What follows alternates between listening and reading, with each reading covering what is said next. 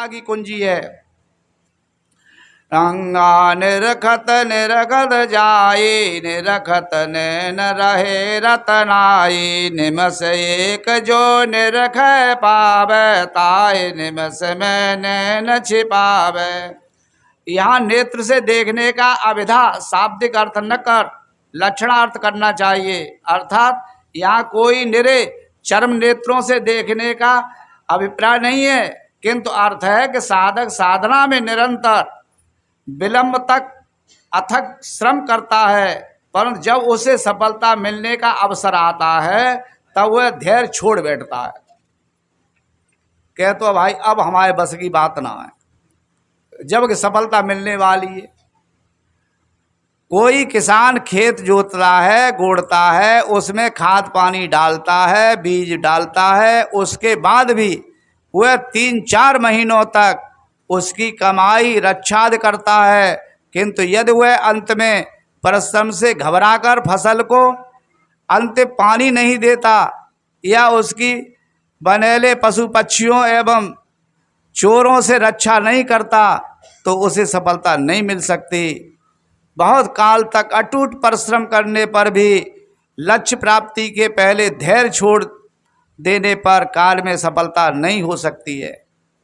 बहुत से साधक इसी ढंग के होते हैं, वे थोड़े थोड़े में घबराते हैं। वे कोई भी साधना शुरू करते हैं, तत्काल वांछित सफलता न मिलने के कारण उसे छोड़ बैठते हैं। यह उनके रजोगुणी स्वभाव एवं चंचलता का ही फल होता है। ध्यान में बैठें, मन 2-4 बार भाग खड़ा हुआ तो साधना छोड़ बैठे। अरे भाई, यदि मन 20 बार भागता है तो उसे 21वीं बार शांत करो। यदि वह 100 बार भागता है तो 101वीं बार उसे पकड़ो। धैर्य क्यों छोड़ते हो?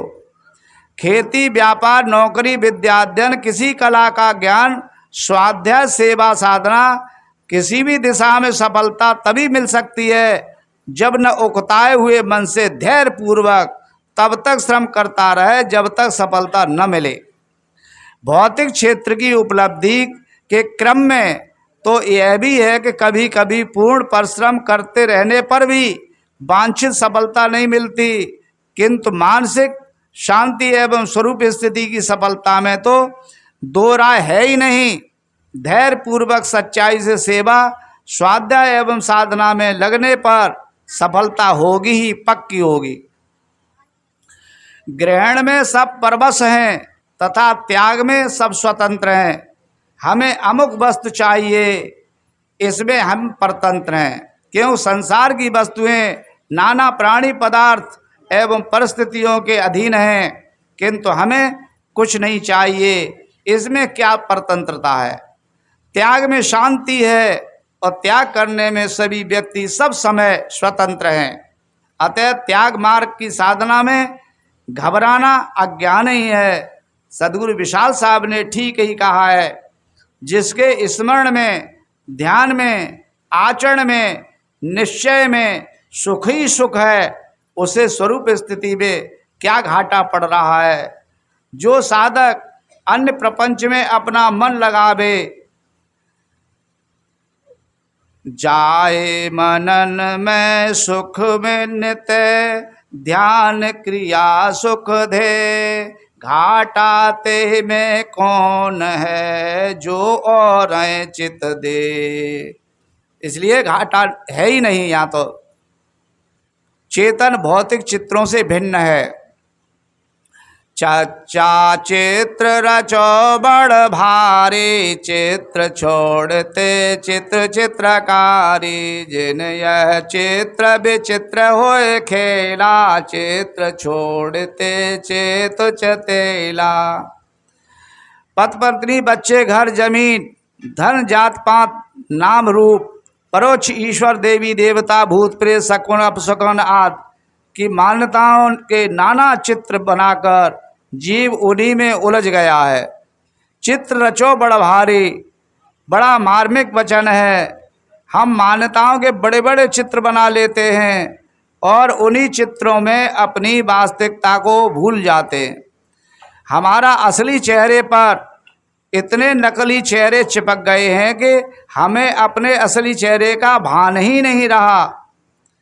एक ही आदमी किसी का साला है तो किसी का जीजा है, किसी का पुत्र है तो किसी का पिता है, किसी का बाबा है, किसी का मित्र है, किसी का शत्रु है। नाना रूप वर्ण आश्रम के चेहरे इस पर चिपक रह गए।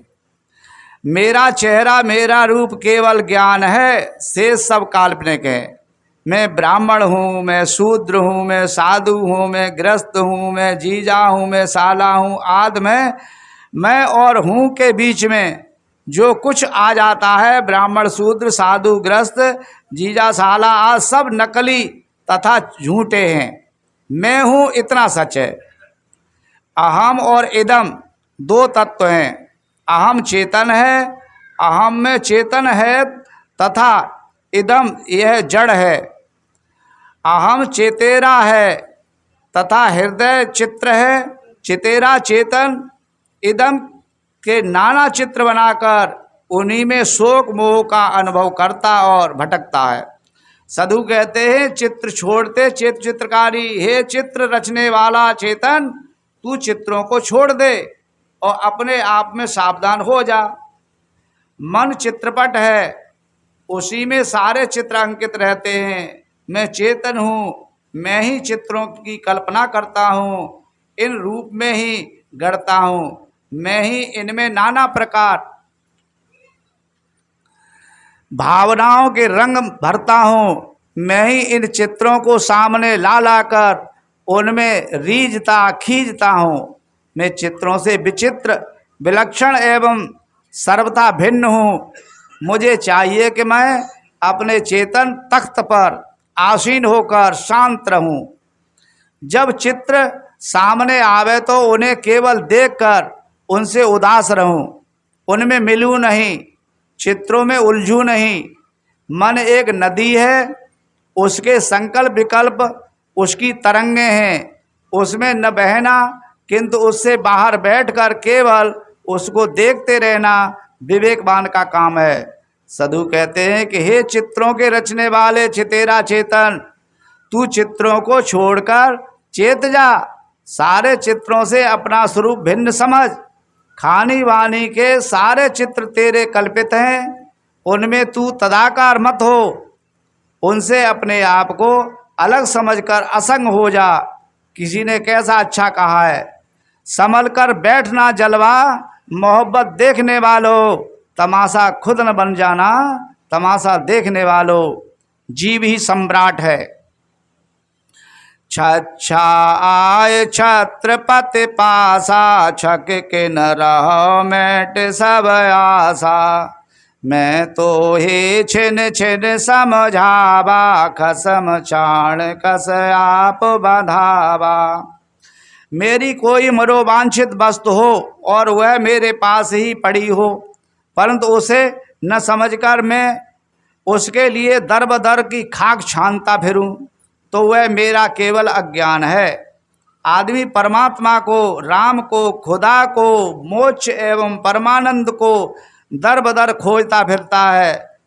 वह नदियों, पर्वतों, तीर्थों, पोथियों एवं मतमतांतरों की खाक छानता है, तो भी उसे निराशा ही हाथ लगती है। सदगुरु कहते हैं कि वह तो तेरे पास है। पास का अर्थ कोई यह न समझ ले कि अपने से अलग है। यहाँ शाब्दिक नहीं, लाक्षणिक अर्थ करना चाहिए। साधु कहते हैं कि समझ ले तो पास में है और न समझे तो दूर है। पास एवं निकट का मतलब है वह तू ही है। तेरे से पृथक कोई परमात्मा, राम, खुदा, गॉड नहीं है। इसलिए इसके भावार्थ में वे कहते हैं छक किन रहो मेट सब आशा, अर्थात सभी आशाएं छोड़कर क्यों नहीं तृप्त हो जाते हो। सारी आशाओं वासनाओं के छूट जाने पर ही वह दशा आती है जो कृतार्थ रूप है। ईश्वर, परमात्मा एवं मोक्ष की आशा भी आशा ही है, और सभी आशाओं को मिटाने के क्रम में ऐसी आशाएं भी कैसे रह सकती हैं। आशाएं उन्हीं की की जाती हैं जो अपने से दूर के हों, और जो अपने से दूर की वस्तुएं हैं उनसे परम तृप्ति नहीं मिल सकती। इसलिए अपने से भिन्न वस्तुओं की आशा छोड़ देने की बात कही गई है। सद्गुरु श्री पूर्ण साहब ने ठीक ही कहा है, केवल मुक्त आशा रहे ते हुए बंधन मान, सुखिया सदा निराशपत सुन वैराग निदान। संस्कृत के पंडितों ने कहा है, आशा ही परम दुखम नैराश्यम परम सुखम। सारी आशाओं के छूट जाने पर ही साधक को परम तृप्ति मिल सकती है। जीव अपना खसम अपने से अलग खोजता है, यही उसका अज्ञान है। सबका खसम तो जीव है, परंतु वह अपनी महत्ता को नहीं समझ पाता है, इसलिए भटकता है।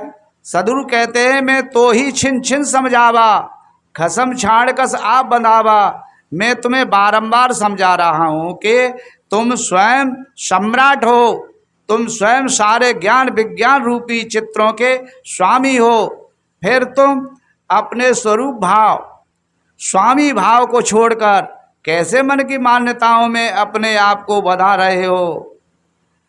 वासना त्याग मोक्ष में कारण है।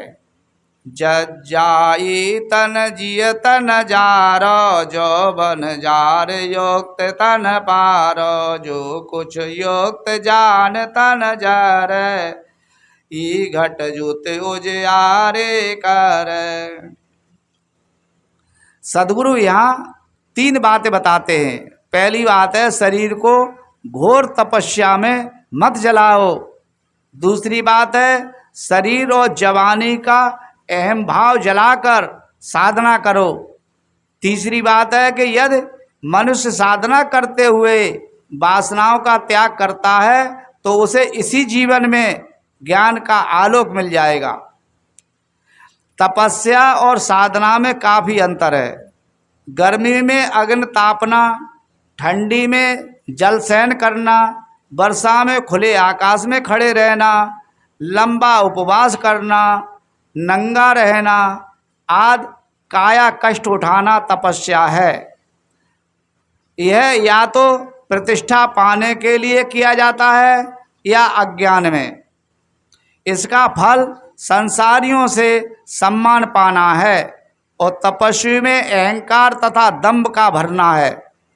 महान दार्शनिक धर्म कीर्ति कहते हैं, वेदांत किसी पुस्तक को स्वतः प्रमाण मानना, जगत बनाने वाला कोई करता होगा यह मानना, किसी नदी में स्नान करने मात्र से धर्म की पूर्ति मानना, मानव में ऊंच नीच जात मानना और शरीर को संताप देकर पाप का नाश मानना, जिनकी बुद्धि मारी गई है उनकी मूर्खता की ये 5 निशानियां हैं।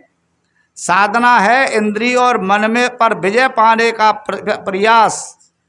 इसमें मैथुन मोहादि भोगों का त्याग होता है, किंतु शुद्ध सात्विक एवं संतुलित आहार व्यवहार लेते हुए सेवा, स्वाध्याय, ध्यान, चिंतन आदि द्वारा वासनाओं पर विजय प्राप्त करने का प्रयास चलता है।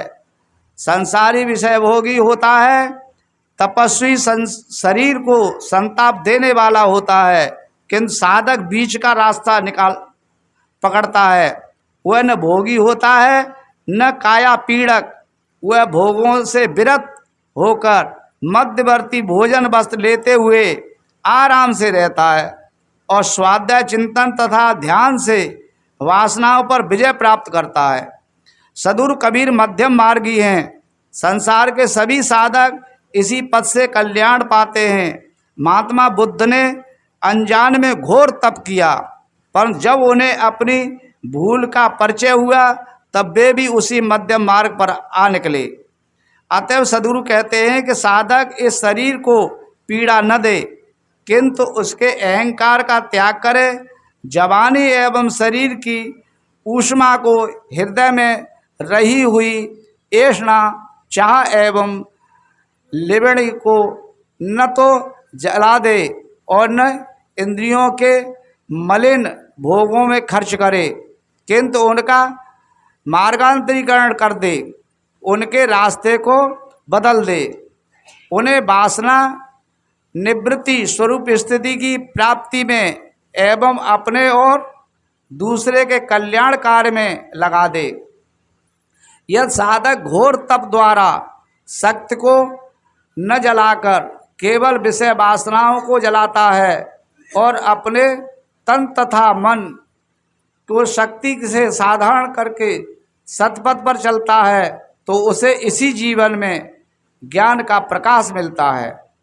शारीरिक तथा मानसिक शक्ति की एक ही उद्देश्य आध्यात्मिक उन्नति में लगा देने से साधक का हृदय शीघ्र ही ज्ञान ज्योति से प्रकाशित हो जाता है। कुशल कायर साधक ही असफलता को रोना रोते हैं। अपने लक्ष्य में पूर्ण समर्पित साधक शीघ्र ही अपने उद्देश्य को प्राप्त कर लेते हैं। इसलिए बाहर ढूंढना छोड़ो। झंझा उरज सूरज कित जान, उरजत ही डत जाए परान। कोट सुमेर ढूंढ फिर आवे, जो गड़ गड़ गड़ैया सो पावे। उर्जना फंसने को कहते हैं और सुरजना छूटने को। स्त्री पुत्र परिवार धन घर काम क्रोध आदि मोटी माया में यदि कोई उलझा हुआ है तो उसे सभी लोग मानते हैं कि यह आदमी फंसा है। परंतु यदि कोई देवी देवताओं और परोक्ष ईश्वर आदि की उपासना में लगा है तो उसे लोग सुलझना मानते हैं। सदगुरु कबीर इसको भी अंततः उलझना ही में मानते हैं। अपने स्वरूप भाव को छोड़कर जीव जहाँ कहीं भी लगता है सब उलझन ही है। इसलिए वे कहते हैं उरज सूरज कित जान, अर्थात उलझ सुलझ करके कहाँ जा रहे हो। तुम स्वरूप भाव एवं आत्मभाव को खोकर चाहे जितना भी धर्म कर्म एवं ईश्वर ब्रह्म कह लो, सब उलझन है। सबसे बड़ी गलती तुम्हारी यह है कि तुम अपने लक्ष्य को बाहर खोज रहे हो। यह निश्चित समझ लो कि खोजते खोजते तुम्हारे प्राण समाप्त हो जाएंगे, परंतु तुम छूछे ही रह जाओगे। जीव का परम लक्ष्य तो उसका अपना स्वरूप ही है। वह बाजार खोजने का विषय ही नहीं है, उसे तो सत्संग एवं विवेक द्वारा समझना है।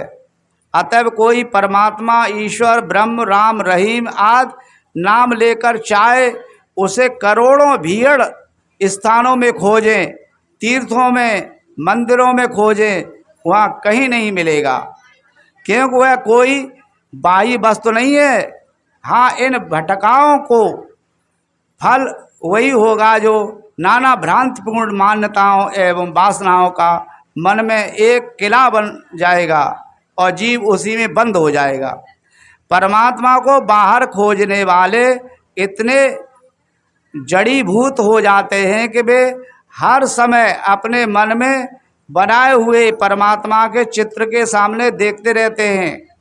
इस अलग धारणा से उन्हें आरंभ से सांत्वना अवश्य प्राप्त होती है, किंतु आगे चलकर वह भ्रम उनके स्वरूप ज्ञान पथ का रोड़ा ही हो जाता है।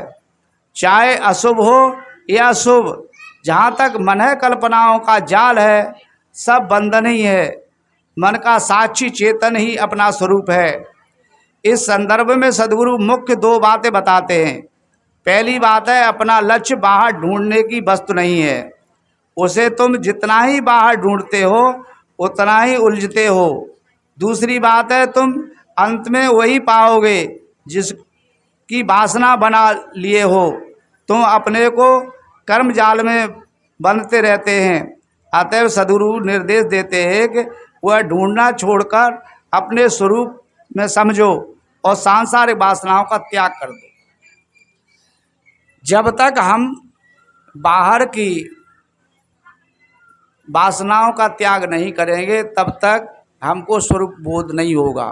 साहब कहते हैं आप स्वयं इन सब के दृष्टा हो, ज्ञाता हो, जनैया हो, साक्षी हो, इसलिए अपने आप की निरख परख करो।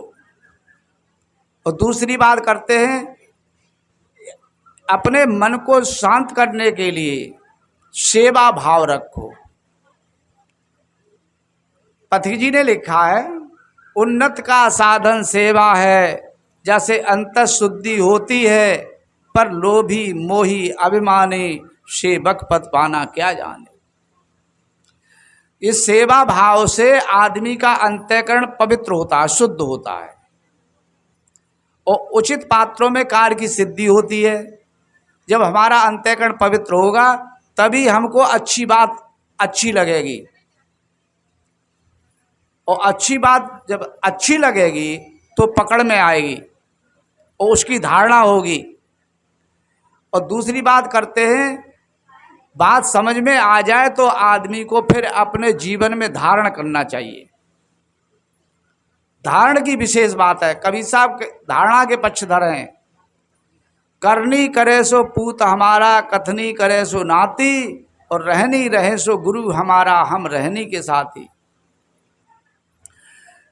करनी शरीर से होती है, कथनी जबान से होती है, रहनी मन की पवित्र भावना होती है। तो मन की पवित्र भावना पर जोर देते हैं।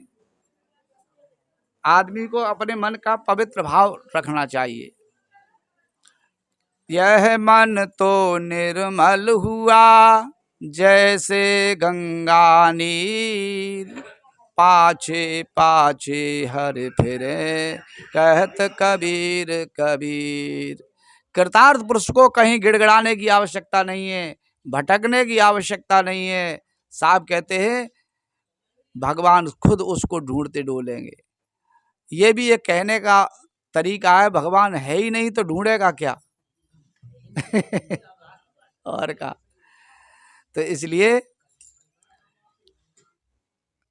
भगवान नाम की कोई सत्ता है, वह आपका स्वरूप है।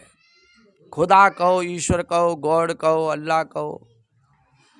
सराफा आरजू ने बंदा कर दिया मुझको, बगरना हम ही खुदा थे, गर्दले बे मुर्दबा होते।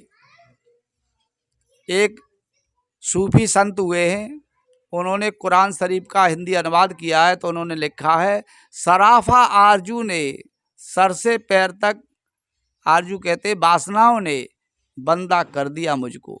मुझे क्या बना दिया? बंदा बना दिया, बांध दिया। वगरना नहीं तो हम ही खुदा थे, गर्दले बे मुर्दबा होते। दिल वासना रहित होता तो। अब हमको ये सत्संग में समझना होगा कि ये वासना किसने बनाई है।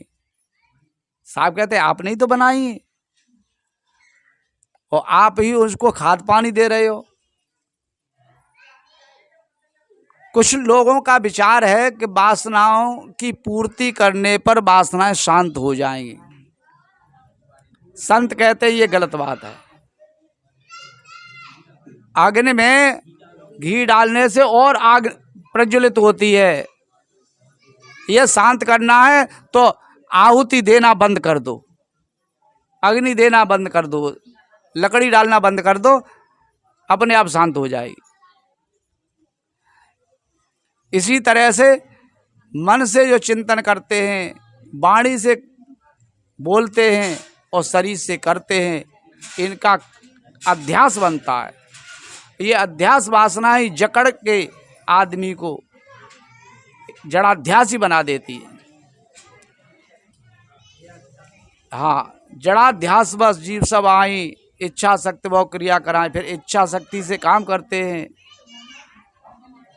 मिट अध्यास जाए अगर लाल का, संत लाल साहब कहते हैं यदि अध्यास मनुष्य का मिट जाए तो बंधन का कोई ठिकाना नहीं। बिजली चली गई तो ऐसा करो, थोड़ा कुछ भजन पद कर लो। हाँ, और खाओ।